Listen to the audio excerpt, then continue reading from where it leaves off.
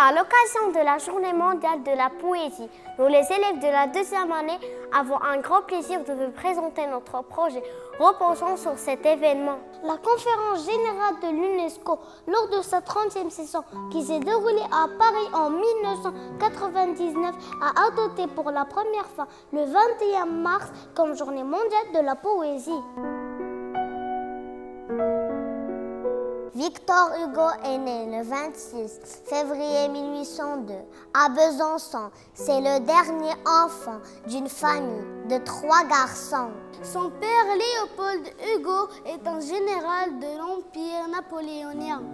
C'est sa mère Sophie qui l'élève. À 14 ans, il écrit « Je veux être Chateaubriand ou rien ». Il épouse Adèle Fouché, son amie d'enfance, qui donne naissance à leur premier enfant, Léopoldine, puis 5 enfants s'en suivent.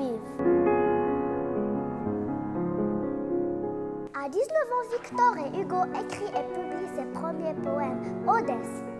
Il est alors remarqué par le roi Louis XVIII, qui lui verse une pension. En 1829 paraissent les Orientales, les feuilles d'automne et chants du crépuscule. Plus tard, il met son exil. Là-bas, il continue d'écrire des recueils comme Le Châtiment. Les Contemplations restent l'un de ses plus grands succès. En 1862, La Légende des siècles est l'œuvre de la maturité et elle regroupe plus d'une soixantaine de poèmes.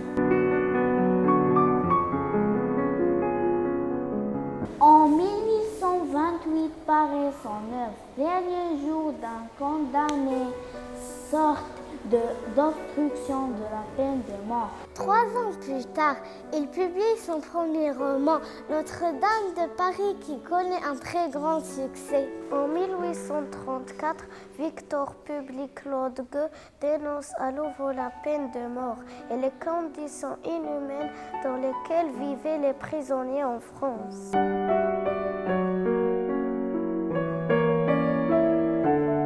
Le 22 mai 1885, toute la France est en deuil. Les sénateurs et les députés optent pour des obsèques nationales. Plus d'1 million de personnes l'ont suivi jusqu'au Panthéon où il fut enterré.